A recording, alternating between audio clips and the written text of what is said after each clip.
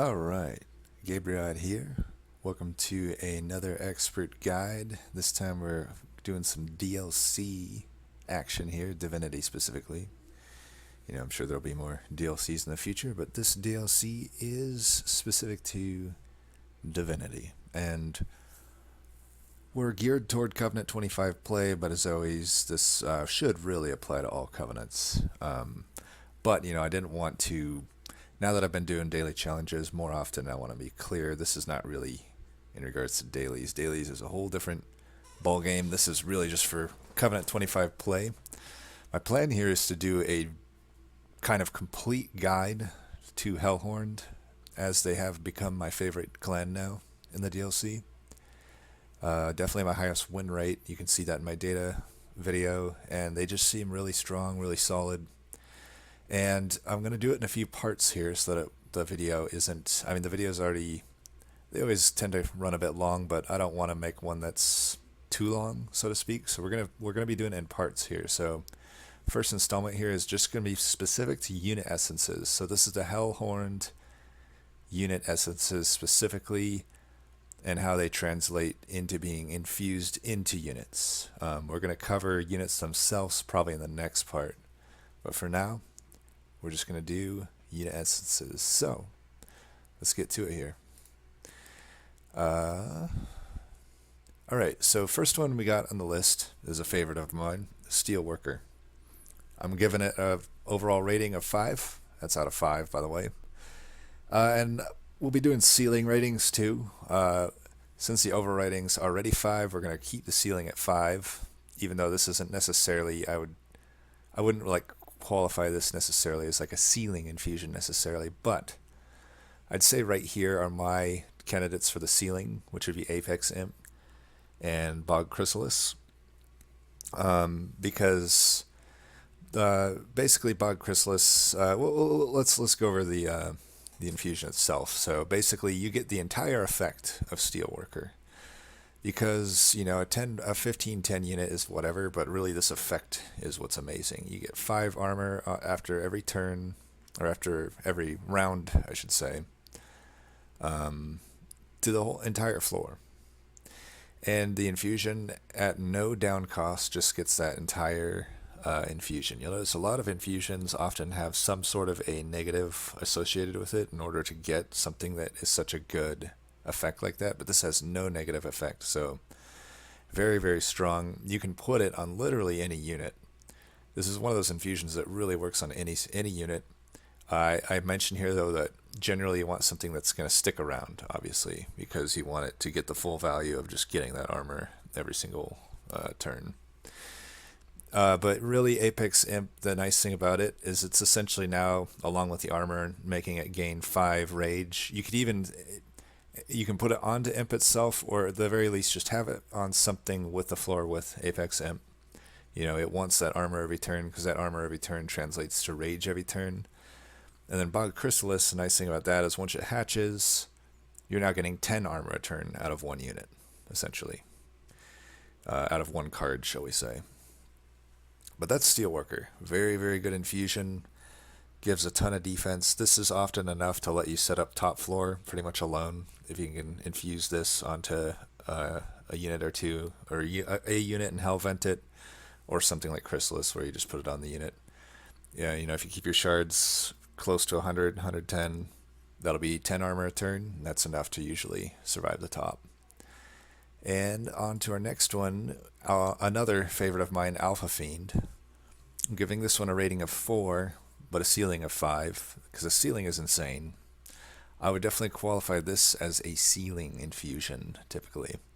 You're doing it for the ceiling. And there's a lot of good targets.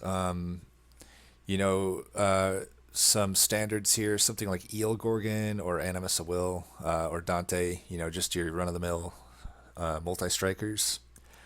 Obviously, getting 5 attack on every strike just scales very fast when you're attacking over and over and over in a turn, especially in the case of Dante and Eel Gorgon. Now, keep in mind, I did mention this is, sometimes these effects do come with a downside, and this does have a downside where you increase a pip, so that is definitely something you have to factor in. making it not always, it's not a snap pick infusion. I would say if you don't have a really good card to target with it, it's not always worth it necessarily because of that extra pip.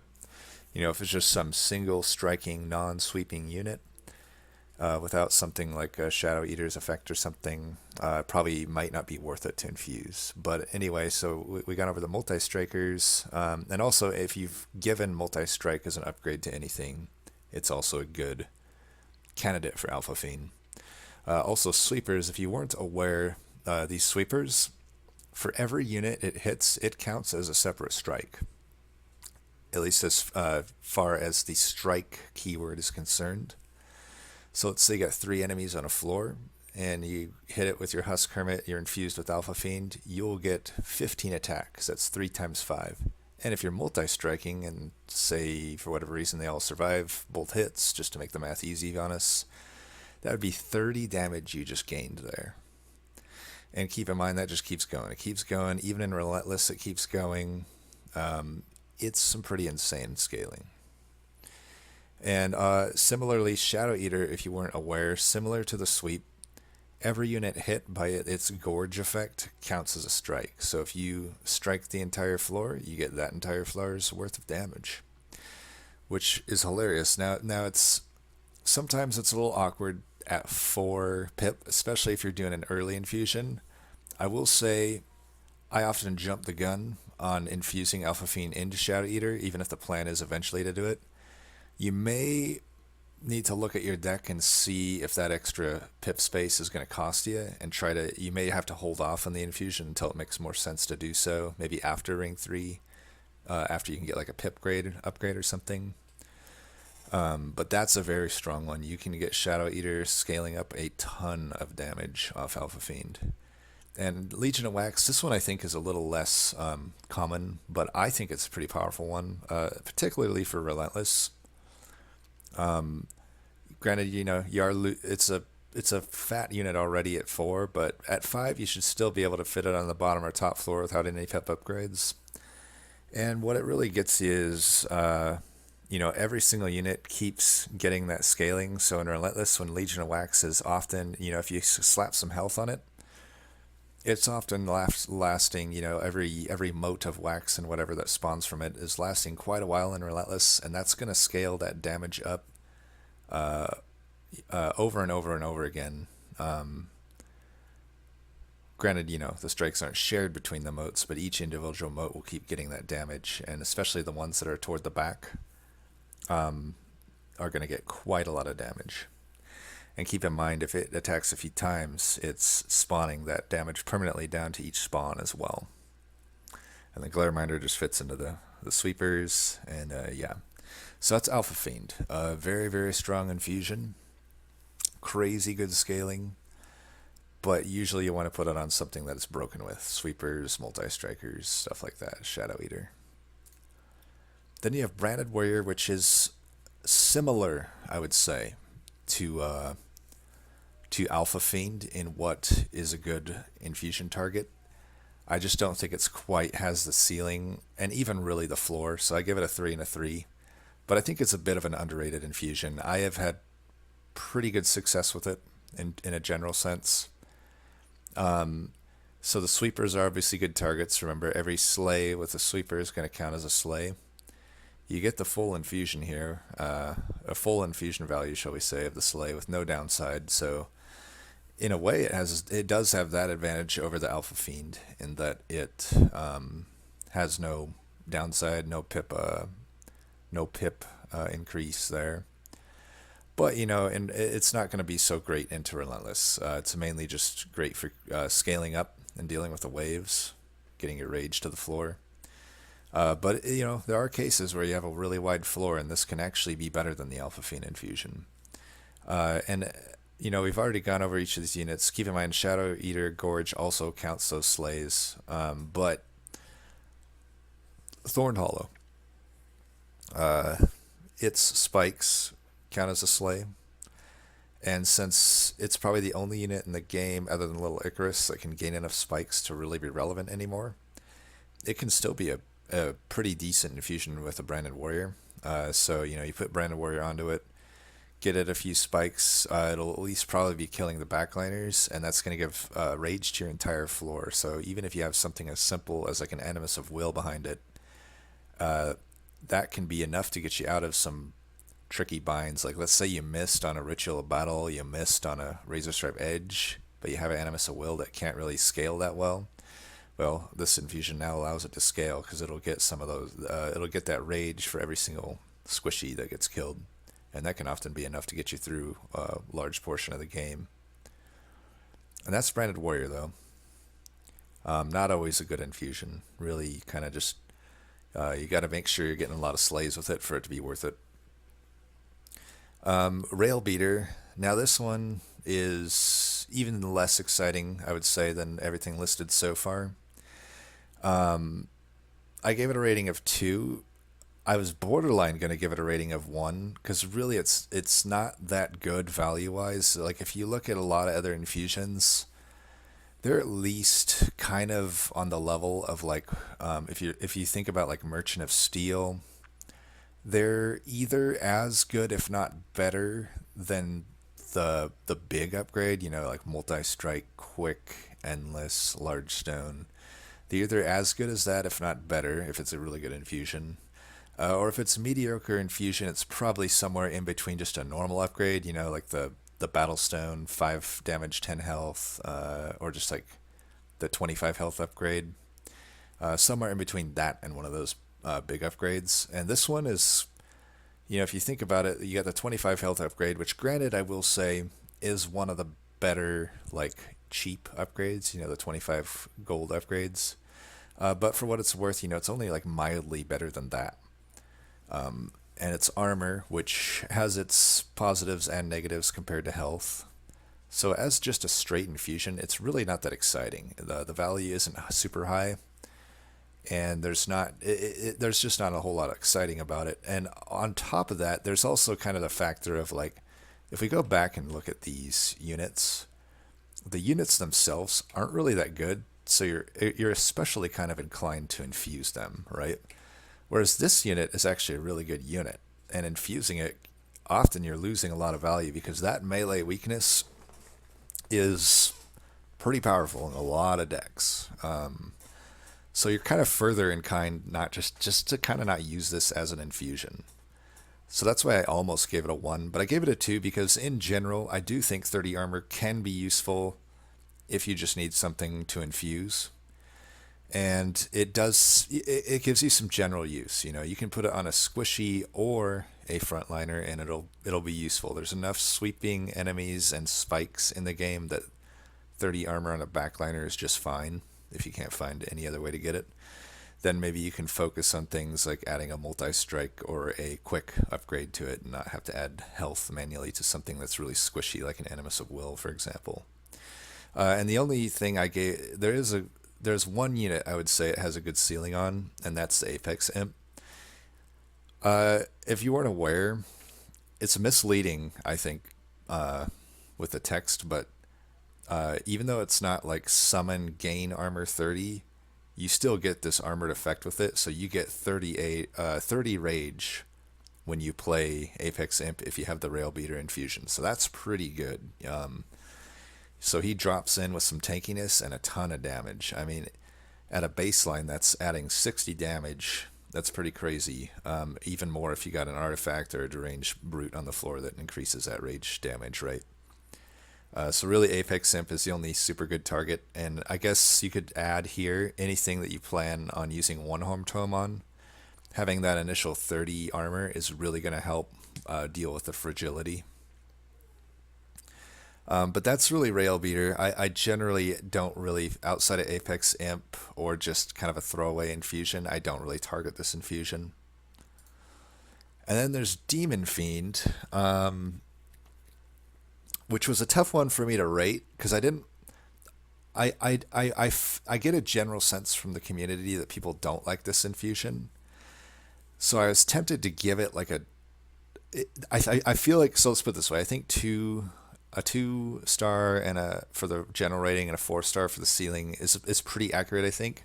I was tempted to give it like a 3-star on the normal rating though, but I just don't think it's necessarily accurate. But I guess what I'm trying to say is I find it quite an underrated infusion. I think people pass it over a lot, but it's actually a pretty valuable infusion in a lot of cases. The main thing that does suck is that there's that pip upgrade, right? So essentially, what you're getting is a large stone where you sacrifice a little bit of the health that you'd normally get with large stone to get a lot more damage, which I think in almost every case you'd rather have more damage than more health. 30 health is plenty fine already, but 30 damage is quite nice. There's also the, um, generally I don't like Demon Fiend as a unit, so you're incentivized to use it as an infusion, but I think one downside is sometimes when you add these units, you're not always on a Divine Temple that ring, or even the next ring. Alternatively, you might also just not be able to deal with 25 extra shards that ring to do the infusion. In all of those cases, you now have basically added a dead weight to your deck, a priority draw dead weight, because you're not going to be able to play it at 4 Ember in most cases. But all that being said, I find it's actually a very good infusion in a lot of cases. Particularly, I think the nuts would be Eel Gorgon. I think it's one of the best infusions you can find for Eel Gorgon. That extra damage is just going to be pretty insane. And the extra health too, really. Because keep in mind, all Eel Gorgon wants are stats. And this is pretty much stats, right? You're just slamming stats onto the thing. It wants both the offense and defense, and you'll get that in equal shades here with Demon Fiend.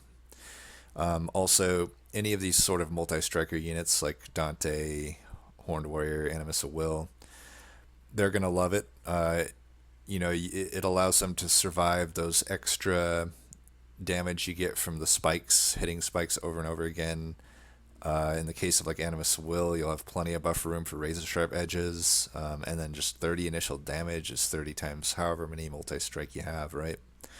I think the squishier sweepers benefit from it too. I think it's less needed on a tankier one like Husk, but these ones with 10, 15 health, I think they really like to have that extra health and damage, especially the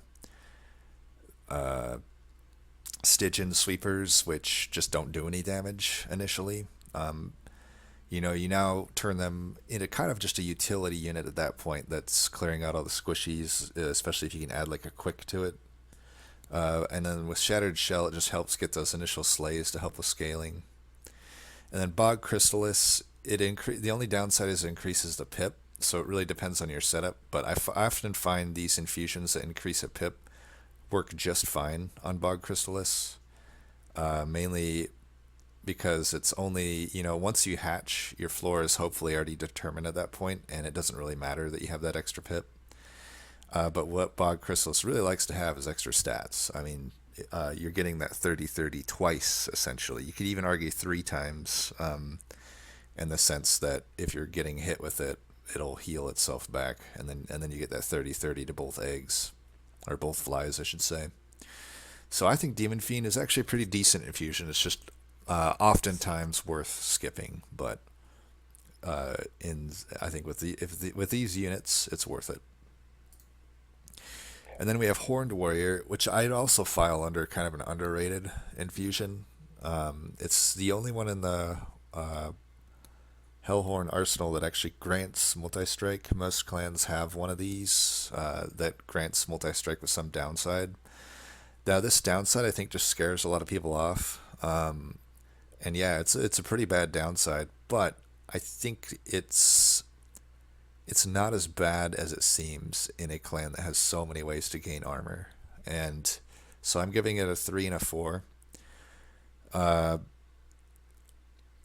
And the good targets are anything that really just naturally has a way to have survivability outside of health, right? So Railbeater, it automatically gets 30 armor, so it has plenty of survivability right off the bat. Hopefully you have additional armor that you can slap on it. But otherwise, you can always have him be a backliner in the case that you don't have extra armor to slap on. And now you have a dude that has melee weakness and multi-strike. That's pretty good. Similarly for Apex Imp, I'm making an assumption here with Apex Imp, and I'm assuming that if you have Apex Imp in your deck, that you have some consistent way to get him armor. Otherwise, you wouldn't really have Apex Imp in your deck. So with that assumption, it makes a lot of sense to use the Horned Warrior infusion on him because he's going to have a lot of armor, and it just sort of naturally works pretty well on Apex Imp. You know, you're getting that he has an insane damage scaling, then he'll have multi-strike to literally double it. And, you know, it only has 10 HP normally. Almost everything you're just banking on having armor. So similar to that, it's like you're probably not going to... The Fragile's almost no downside, I would say, in either of these cases. And for Crucible Warden, it's a little more iffy because there's those first turns that you might have to deal with an invasion or like a Lightwing spawning in. But past that, once you get gorged up with a bunch of damage shield, you know, damage shield is your defense. So having a way to actually have some guaranteed extra multi-strike there is great. Because, let's be honest, Crucible Warden isn't that good anymore unless you can get at least a stack of multi-strike. I would say you'd want like this infusion on top of like another multi-strike, maybe also a furnace tap, to really make Crucible Warden work as a carry unit, but it's definitely possible. I've done it.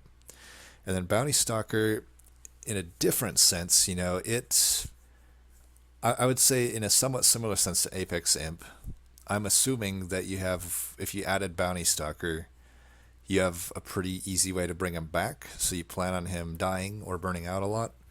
And again, in that case, who cares about Fragile? Just giving this super high damage unit a multi-strike is going to be very beneficial. And then also Carver, it just has a natural way to gain armor and damage, so you can make it a carry. And even though you're throwing away essentially that nice 30 HP initial bonus there, I don't think you mind it too much as long as you're inspiring enough to keep it alive, right? And as long as you're not frontlining with it, I think it's going to be just fine. You could also still frontline with it depending on your deck, but I think Carver is a fine target for Horned Warrior as well. Now we're on to the rares, and there's not a whole lot good in the rare pool as far as infusions go. Deranged Brute, oddly enough, maybe I'm being unfair to it to give it a 1-star rating here, but hear me out on this. The reason I say 1 star is the fact that this unit is so damn good that compared to its infusion, that it's like, why would I ever use this unit as an infusion? Now, don't get me wrong, I've done it before. You know, sometimes you just have a deck where Deranged Brute doesn't work on, or sometimes you just have too many Deranged Brutes, and it's worth it just to infuse it onto itself, which, by the way, is my only pick here for a good target.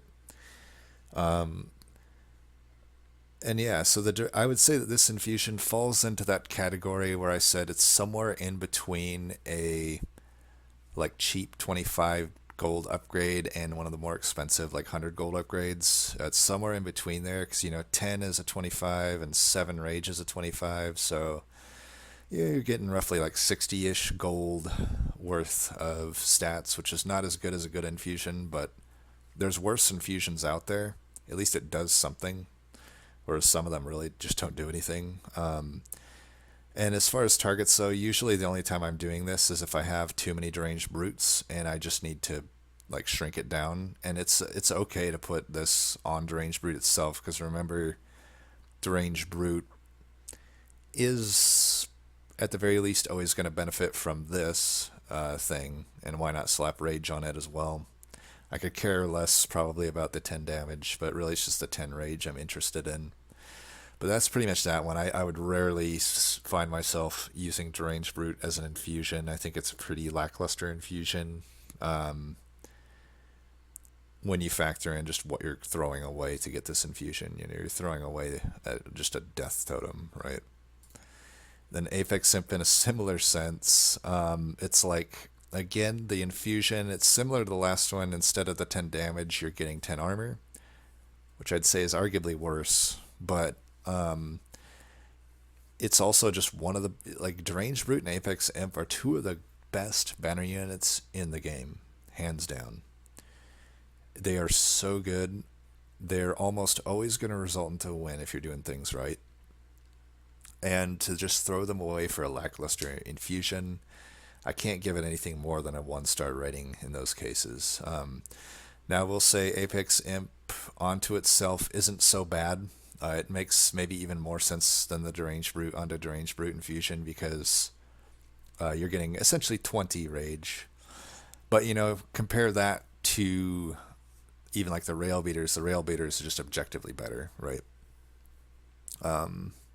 But you're not always going to have Railbeater, and you're not always going to have a good infusion for Apex Imp. So sometimes you do the trick where you Hellvent the unit and then you infuse it onto itself. And 20 rage with a little bit of a defense boost is not the worst infusion to make. And similarly to where I said Deranged Brute will just always want rage, you're not always making Deranged Brute the carry unit itself, but you can. And in those cases, adding an infusion that just gives it initial rage is plenty fine. Just kickstart that scaling. And that is Apex Imp. And then we get to I think the worst of the rare infusions here, Consumer of Crowns. I mean, I don't like the unit either, so this one's like the poop of the poop, man. Like, because it's like, I don't even want to take it to get the infusion. I don't want to take it as a unit. I think this card is just bad, and that's just me. So I give it a 1 and a 1.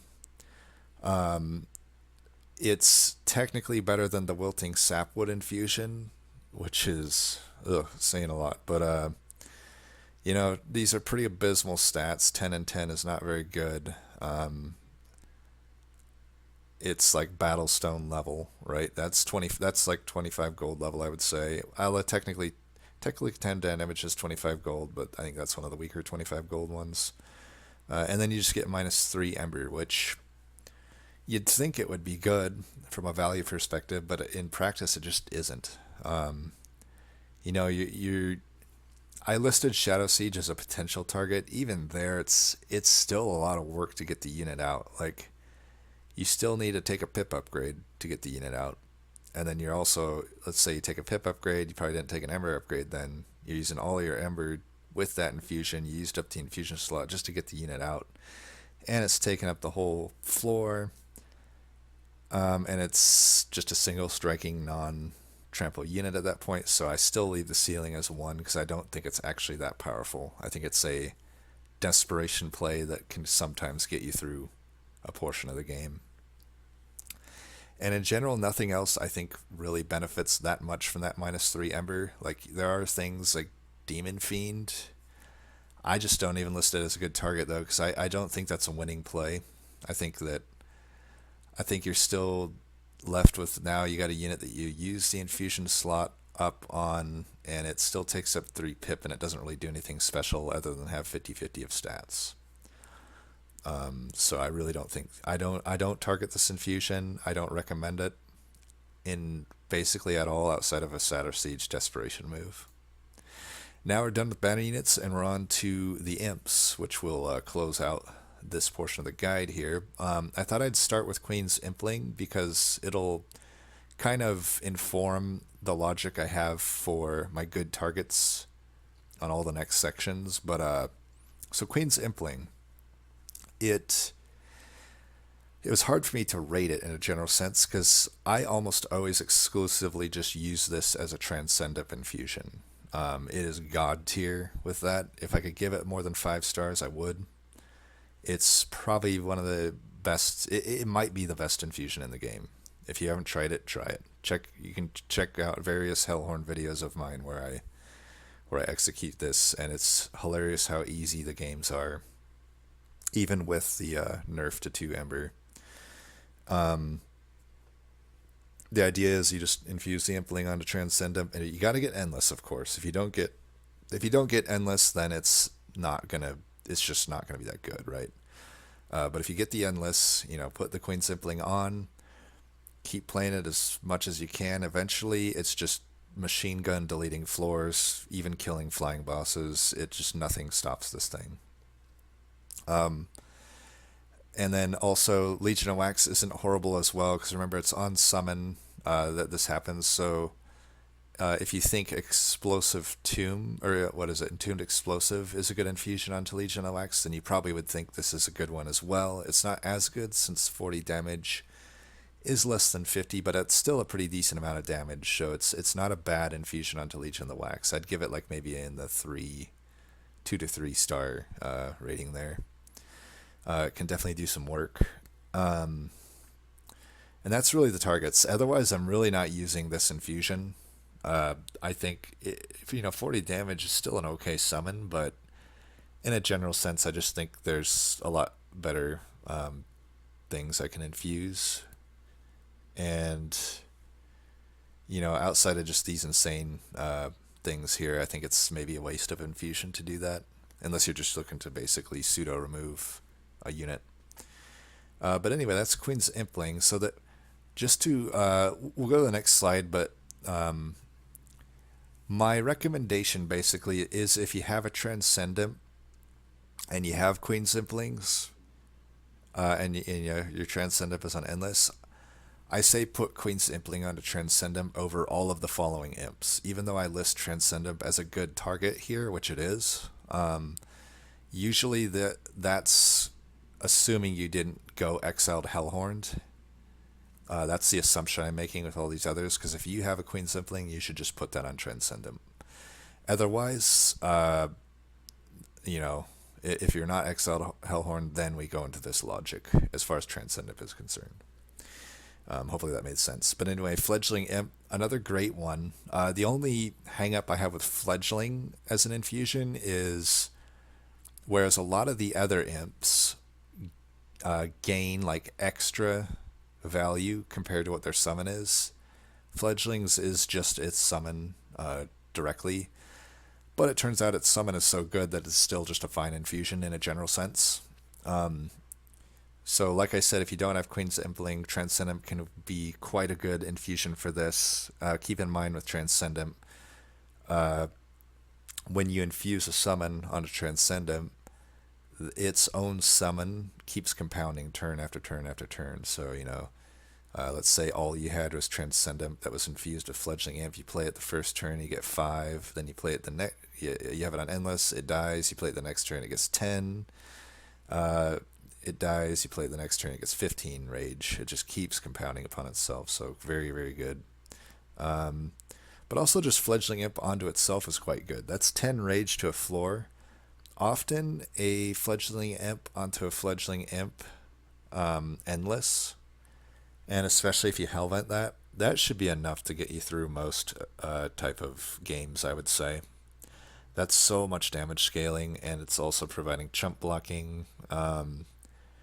That's a very good, solid infusion. It's just Fledgling Imp into Fledgling Imp. And also I listed anything that's endless. If you have something you're playing every turn and it's dying every turn, couldn't hurt to have 5 rage to your entire floor every turn as well. Even like something like a tomb could work. Like if you have a, let's say your artifacts are tomb related, so you're more inclined to keep a tomb, you might just put the Fledgling Imp onto a tomb. But that's Fledgling Imp, pretty good infusion. But I typically try to get the value out of other things, such as, say, a Molting Imp. So Molting Imp is another example where it's like, its summon, which was already, it's okay, but it gets 3 times the value of that summon for the infusion. So you're just kind of objectively getting a better effect out of using the infusion. So obviously if you had a Molting Imp and a Fledgling Imp, you'd want to infuse the Molting Imp into the Fledgling Imp if your plan was just to like have a single endless imp. It can also be a decent, in the same way that Queen's Impling is a good infusion into Transcendimp, so is Molting Imp into it.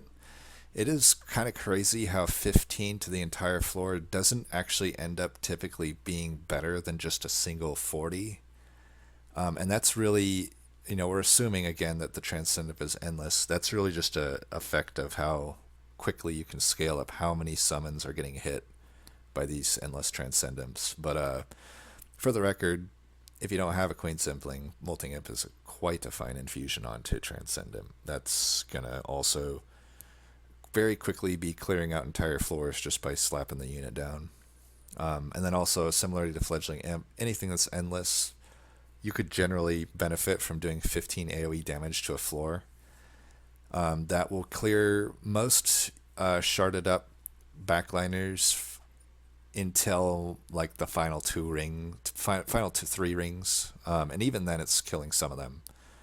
But in the final 3 rings, you might want some additional AoE. Up until then, though, it's pretty good to just guarantee clearing out all the squishy units every turn. And that's Molting Imp. And then you got Welder Helper. This is an interesting one. Whereas the other ones are just sort of either the effect or the effect amplified, this one changes the effect. It gives the unit itself 10 armor and then applies 10 armor to the whole floor instead of the 20 to the front unit. So in some rare cases, it might actually be worse, depending on what your game plan is, to use this infusion. And you might be inclined to just put, say, like the Molting Imp infusion onto Welder Helper or something. But I would say in a lot of cases, this is generally better than the 20 armor to the front. I could probably care less about the 10 armor to the unit, because you're usually putting this onto an Imp, and often it's combined with Queen's, or Shardtail Queen with Imperialist. So getting 10 to the entire floor, though, that's a pretty good deal. That can allow you to set up top. That's similar to why I said like Steelworker.